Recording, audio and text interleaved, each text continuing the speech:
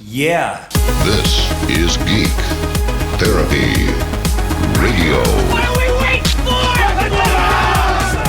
And now your mental curator, Johnny Hamburger.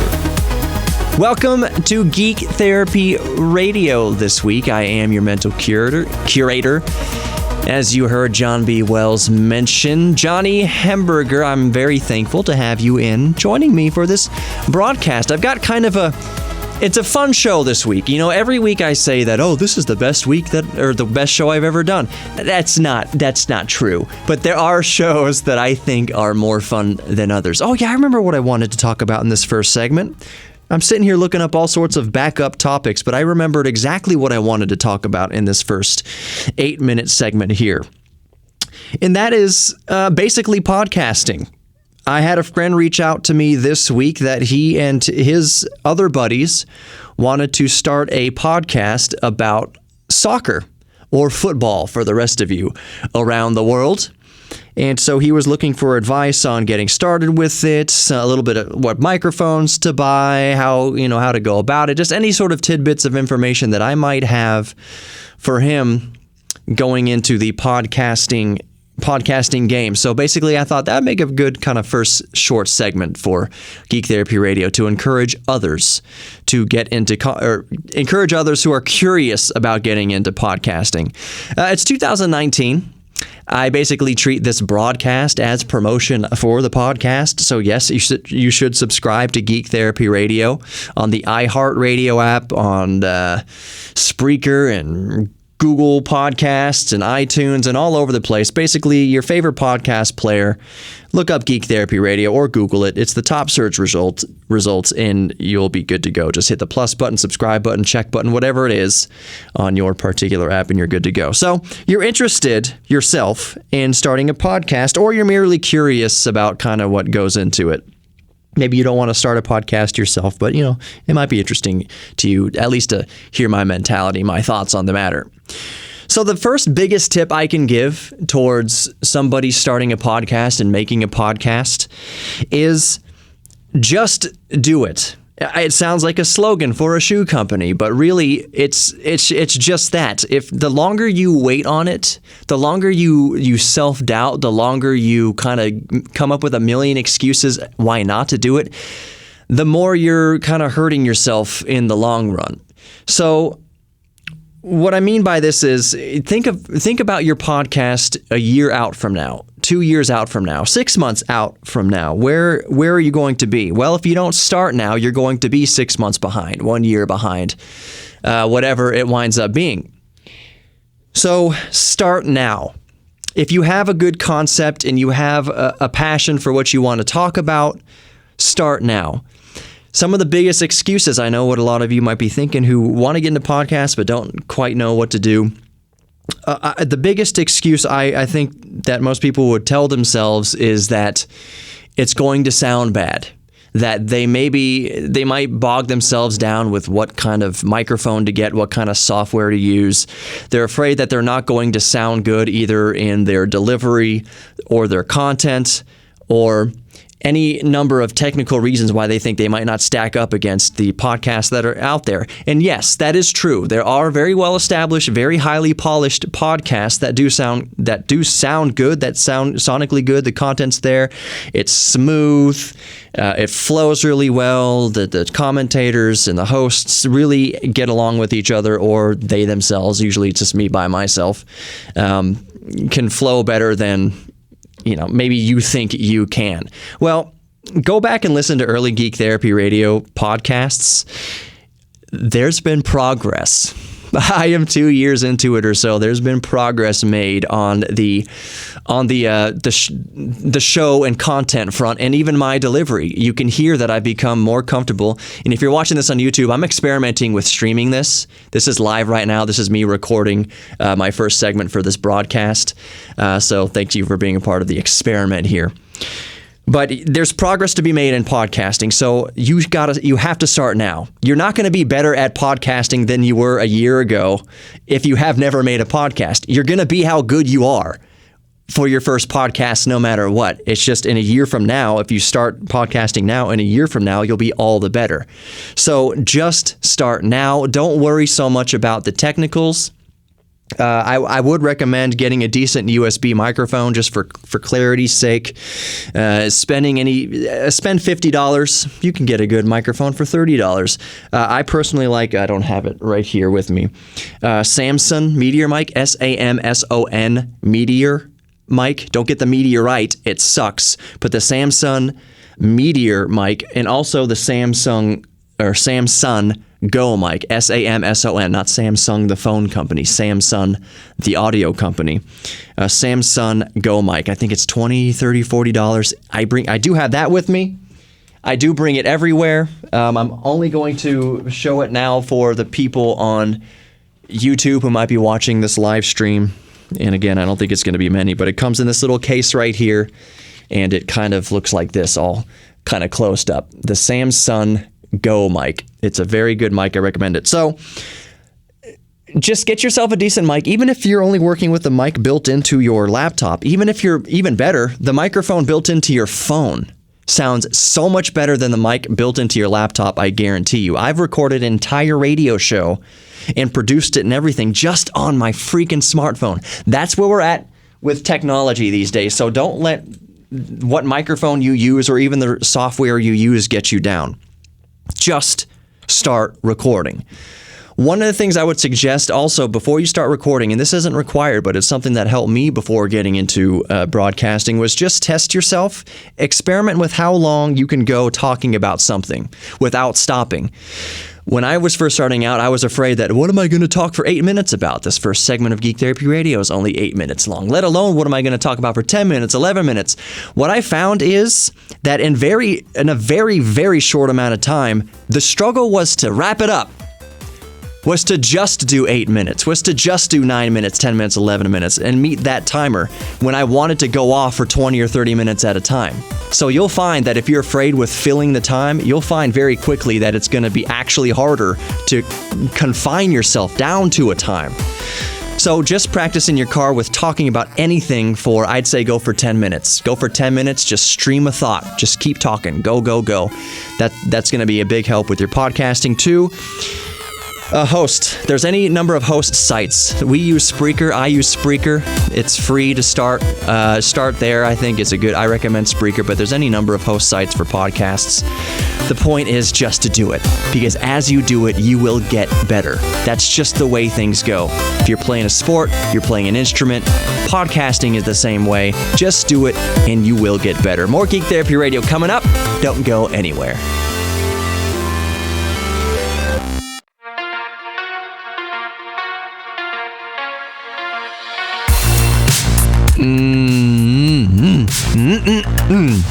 This is the kind of segment. Welcome back to Geek Therapy Radio. If you're just joining us, I'm your mental curator, Johnny Hemberger. This is the type of segment that is the reason why I created Geek Therapy Radio. It is not covering any sort of specific newfangled device or vintage computer or airplanes or anything, any sort of specific product or anything like that.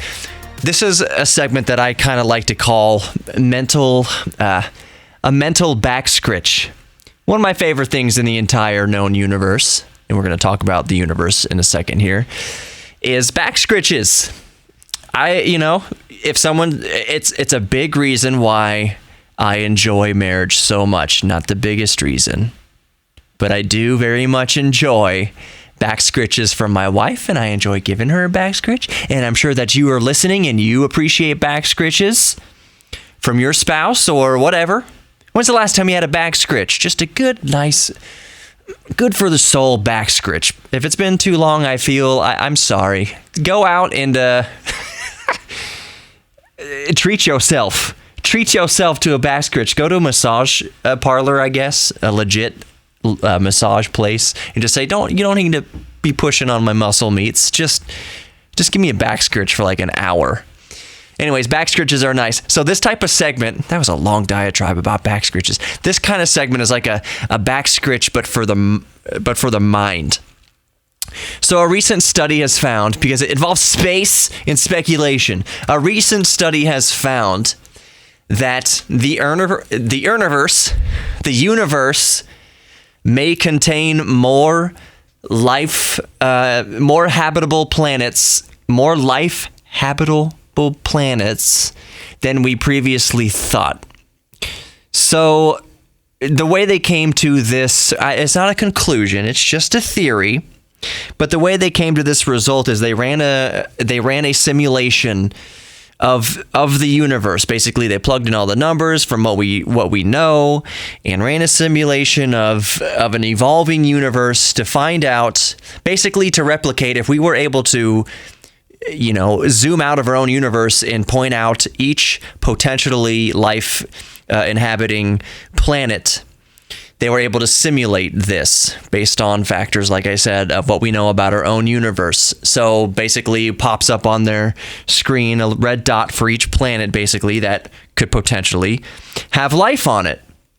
And this is just life as we know it. These are just planets in this simulation that are in the habitable zone, the comfortable habitable zone, orbiting a sun-like star that can host Earth-like planets. So basically, Earth-like planets, they were in this simulation, they were ranging in size from 0.75 to 1.5 times the size of the Earth, with years lasting between 237 and 500 days.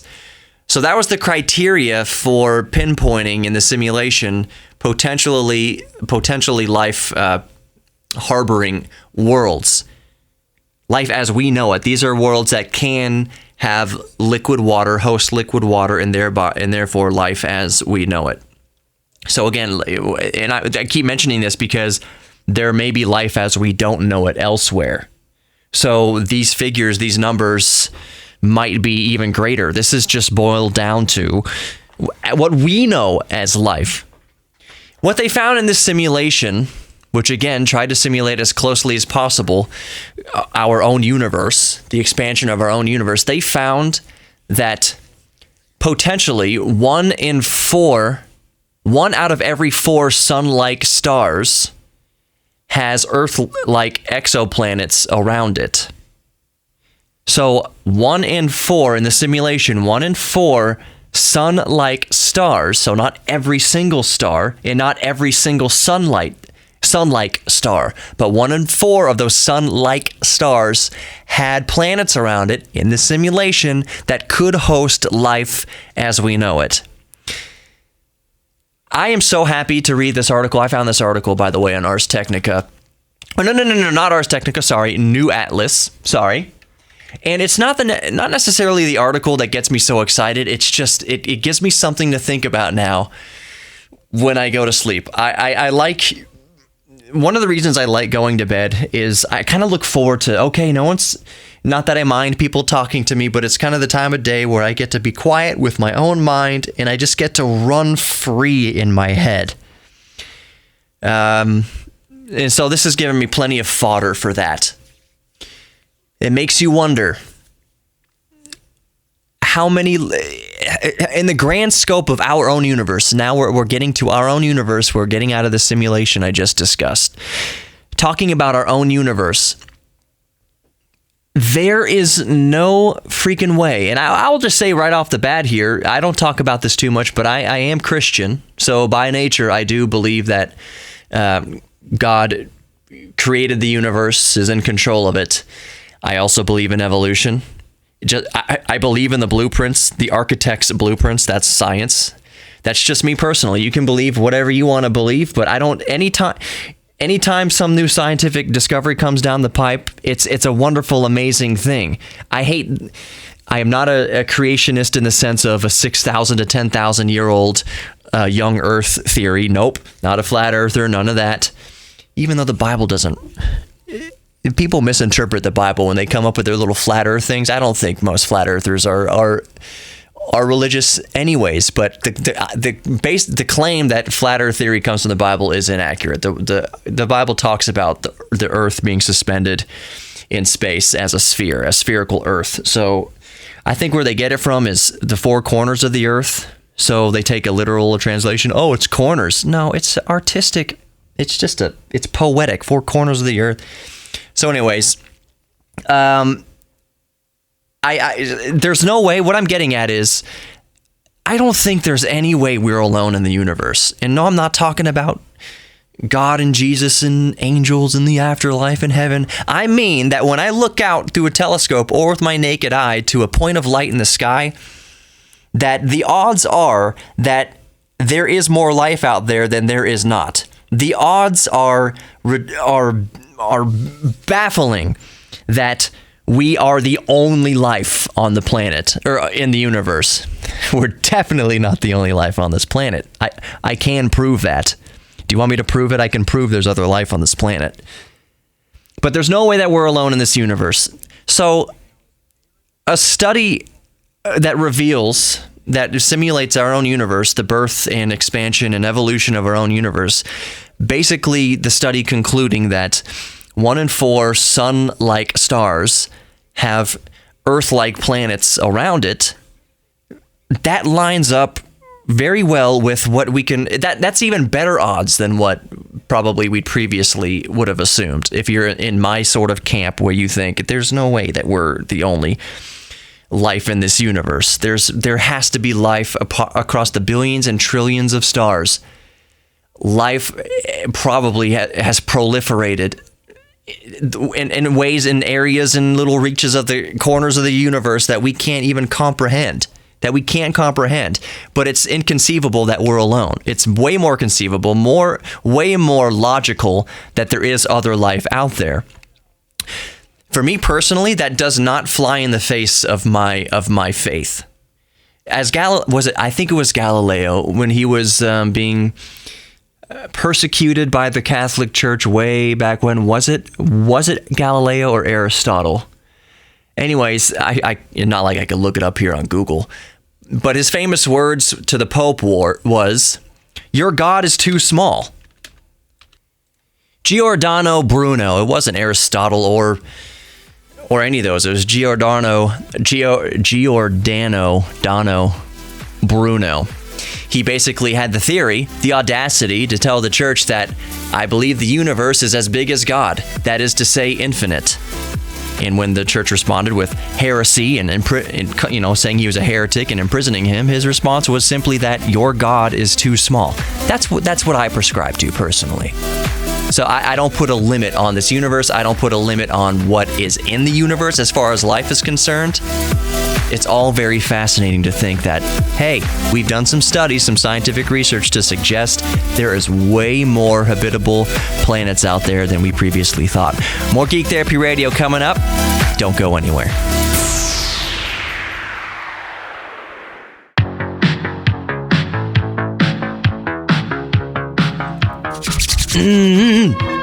More titillating Geek Therapy Radio, more mental back scritches, like a nice little scritch for the mind.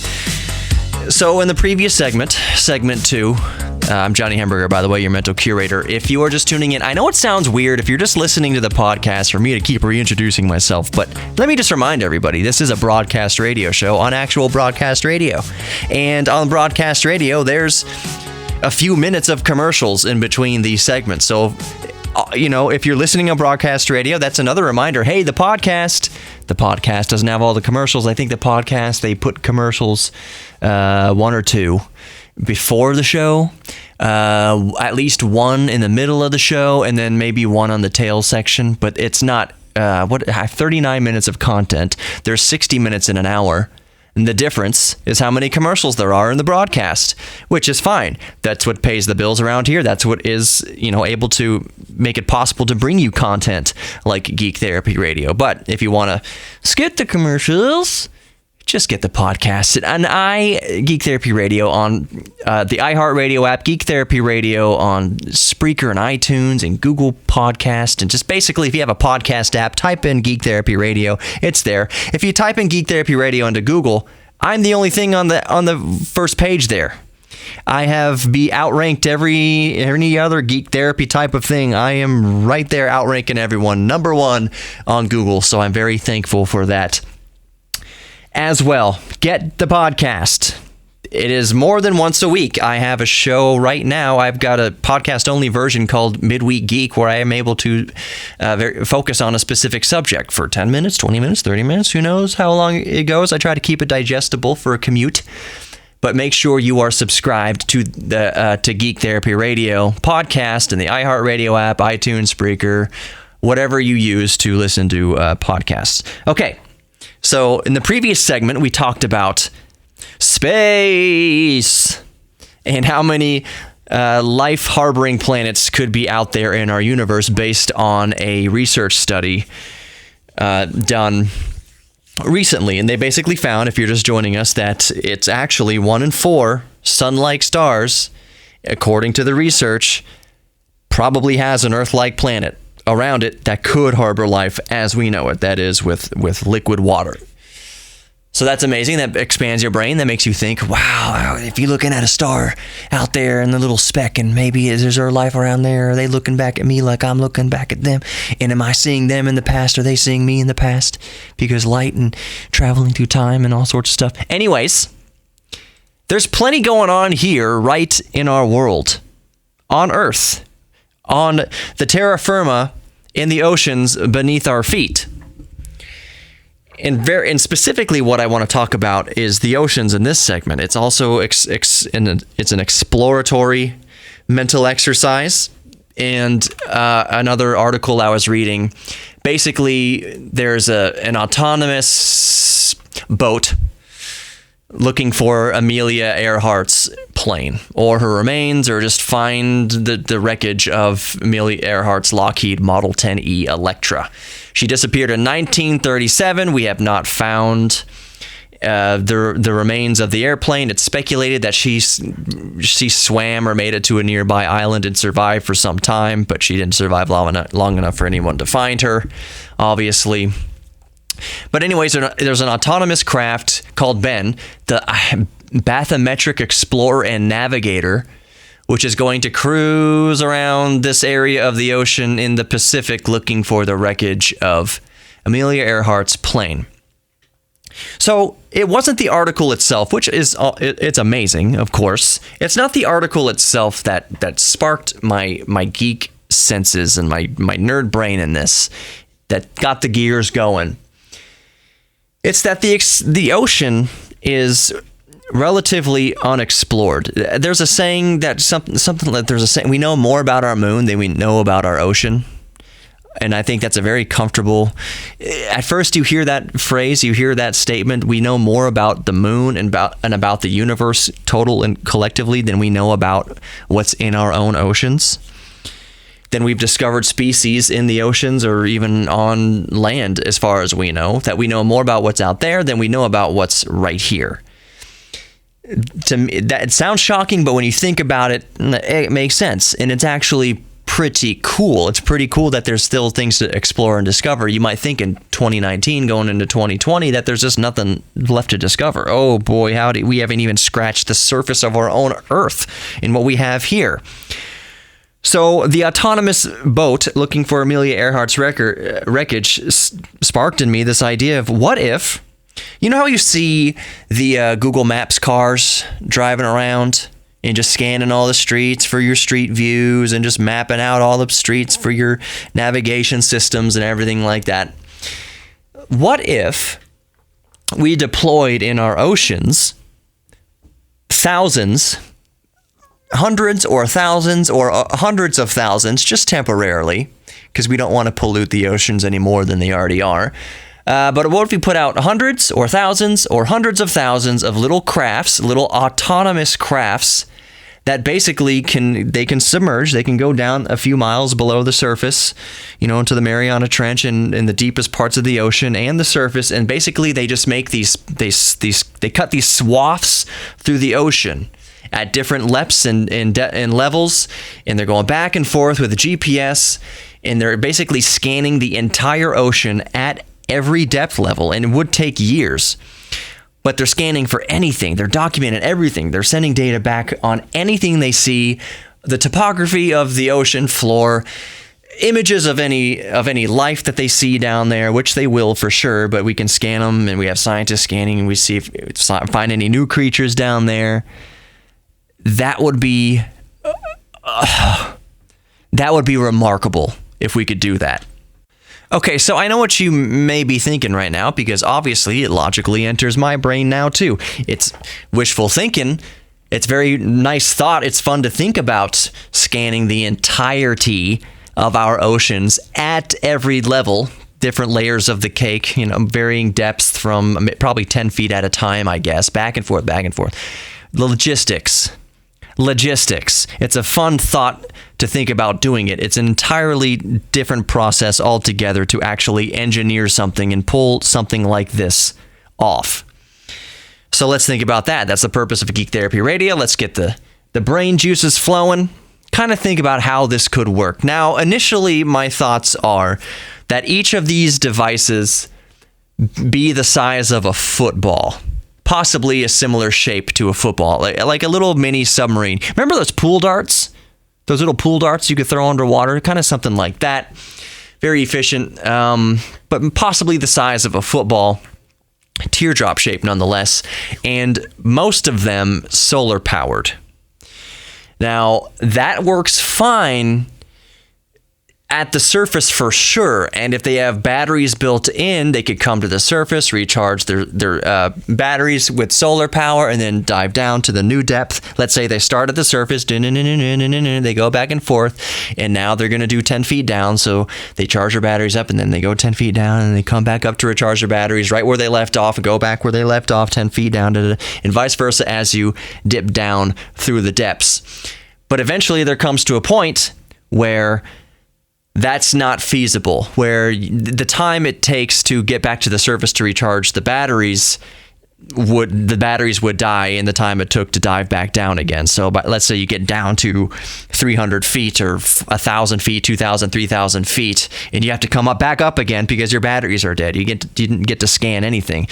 Those devices, the deep water devices, would have to be different in a way, possibly nuclear powered, have a different sort of power source in them. Maybe they're bigger devices that scan the depths at those depths. It's stuff. These are all logistics to think about, but I don't think in the grand scheme of things that it's completely impossible. If you would have told somebody in 1995 or whatever that you could hold a device in your hand that's connected to the entire world, and you can stand on a street, any street in the world really, virtually, and look around virtually, that you could plug in an address somewhere in Italy, any random street in Italy, and you get to get a street view of the outside of that building and be able to pinch and zoom around and look around in 360-degree sphere around you, they wouldn't believe that. They'd say that would be impossible. There's no way. So we already have the impossible. We've done the impossible. So is it that impossible to think that we could scan over time? This would not be something, a report that we turn back in a month. Here's the oceans, and here's all the new life down there. Here's all the new discoveries. 1 month. No, this would be a task just like Google Street Maps and all that kind of stuff. It would take 10 years, 15, 20 years. It would take decades to map the entire ocean, but it would be worth it, I think. It would be worth it to know what's down there and the new research that could go into whatever discoveries we find down there, let alone Amelia Earhart's plane wreckage, let alone Atlantis, maybe. I don't know. Is Aquaman down there? It's all fun to think about. And logistics, that's for the engineers. Maybe Richard Branson can get on it, or Bill Gates or somebody. Anyways, it's just fun to think about. More Geek Therapy Radio coming up. Don't go anywhere.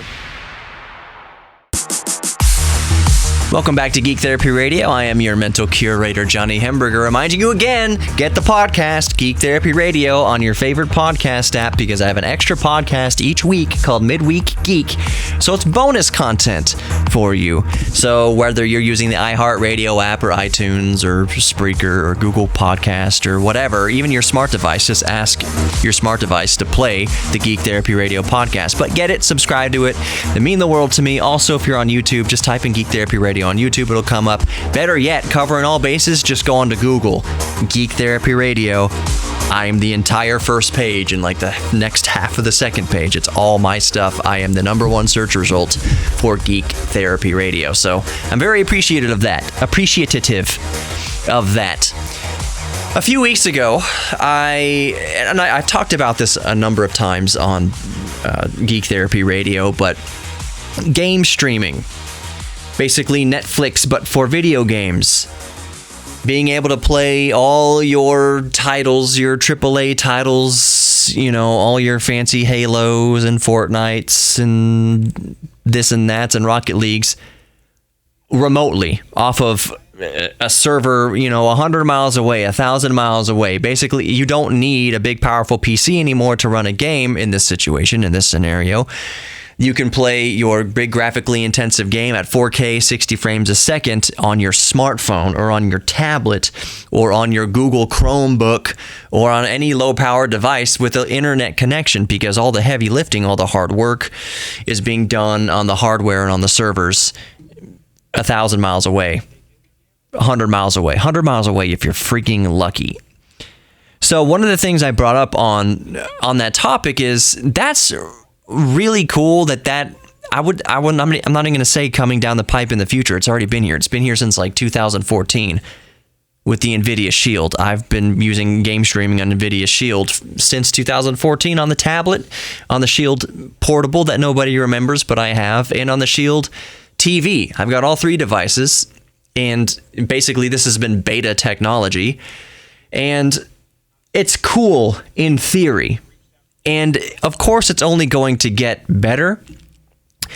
But the head of Microsoft Xbox, Phil Spencer, has recently repeated my concerns with game streaming. And my concern is that we're a long way away from eliminating lag from the game streaming experience. And when you're talking about running a game on a computer essentially 1,000 miles away, and you're beaming that data back and forth from your controller to the computer 1,000 miles away, the computer renders the image and then sends that image back another 1,000 miles. It's a 2,000 mile round trip. So you've got the input lag native on your system, you've got the lag native on the server system, plus the lag native to the transmission of data. It's lag, and there's an amount of lag that is serviceable, that if it's below a certain time frame between pressing the A button in Mario jumping, that if it's a short enough gap between pressing the button and your character jumping, it's perfectly serviceable, especially for casual games and platformers. I would say that it's anything below 100 milliseconds, and I know that's very plebeian of me to say that, but really, for casual gaming, and for me, anything below 100 milliseconds is serviceable. For competitive gaming, I want that ping. The ping is the delay, basically. I mean, it adds into the delay. I want that ping single digit. I want a 9 millisecond ping or less. I definitely want lower than 30 milliseconds. I definitely want less time than 1 frame of animation. 60 frames a second, I can't do the math in my head. How many milliseconds is that? 1 frame, if there's 60 frames per second, how much time does 1 frame go by? How many milliseconds is that? As long as it's below that, then I'm good. That's kind of ideal. So Phil Spencer, the head of Microsoft Xbox, basically tempered everyone's expectations because we have Google Stadia coming out. That I've talked about a few times on the show, Google Stadia game streaming service. But the head of Xbox said, we're not just years out from that becoming the norm, from game streaming becoming the norm. We might be 10 years out. We might be 20 years out from game streaming becoming the norm. Remember, this is the head of Microsoft Xbox. This isn't just some guy in the street. This isn't just me, a radio host, saying this, like I have been saying. This is one of the people who's in charge of it. And kind of one of the things he alludes to is Netflix. There's people alive right now that don't remember that Netflix wasn't always a video streaming service. It was a DVD rental service through the mail. A mail order DVD rental service. You get a DVD in the mail, you'd watch it, you reverse the envelope and put it in the envelope, put it in the mailbox and mail the DVD back. I remember back when Netflix just started dabbling with video streaming and streaming movies over the internet. Once high-speed internet became more and more normalized and more people had it, it was just the future. But that process, if you'll remember, that wasn't an overnight process. That took years and years. What is it? It's at the time of recording is 2019. When did Netflix start streaming media? It had to be around 10 years ago, if not more so. It's been several years. So all I'm saying, and all Phil Spencer is saying, that just because Google Stadia exists, just because we have game streaming on Xbox and on Windows and all sorts of different platforms, PlayStation and everything, we are still in the infancy. We are where Netflix was 10 years ago, streaming video. That's where we're at now with streaming video games. So consoles aren't going anywhere for the foreseeable future. For several more generations of console, we're going to have PlayStation 5, PlayStation 6, 7, 8, Xbox. What are they going to... The naming schemes for these consoles is so ridiculous. But the point is, we're going to have several generations of consoles with beefy, heavy lifting hardware to run the 3D games locally on the system. We're going to have that for several more years and several more generations. Gaming PCs, so your $500, $700, $1,200 video cards to have the latest and greatest graphics processing in your gaming PC.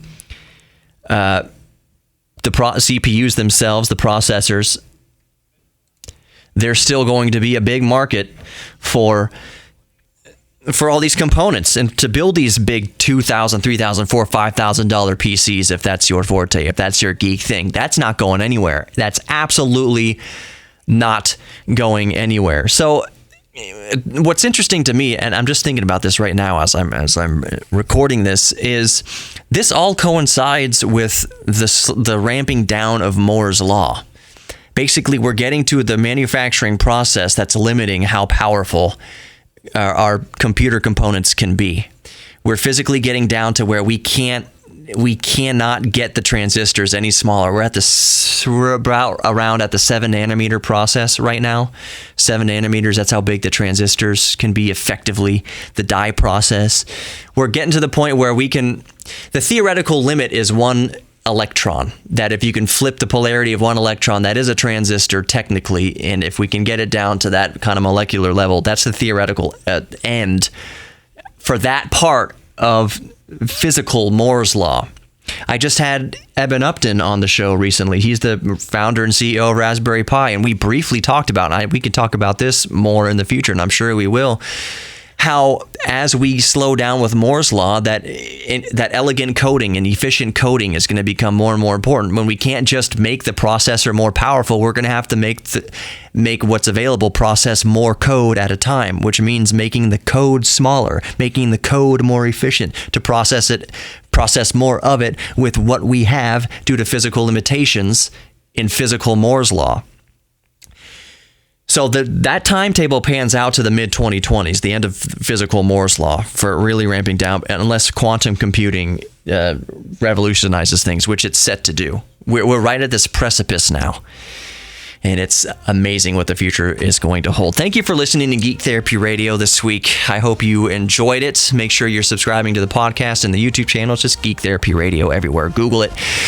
Be good to each other, including yourselves. I really do hope you're doing great, and it's okay if you're not doing great. I think a lot of people in broadcast would have a great week and be good, and I hope everyone's doing fine, which is great. That's fine to do, but if you're not doing okay, that's also okay. It's okay to be sad. Being sad means you're alive, and being sad makes you appreciate when you're happy. So it's okay if you're not okay right now. You have my sympathy and my love. Take care until next week. Adios.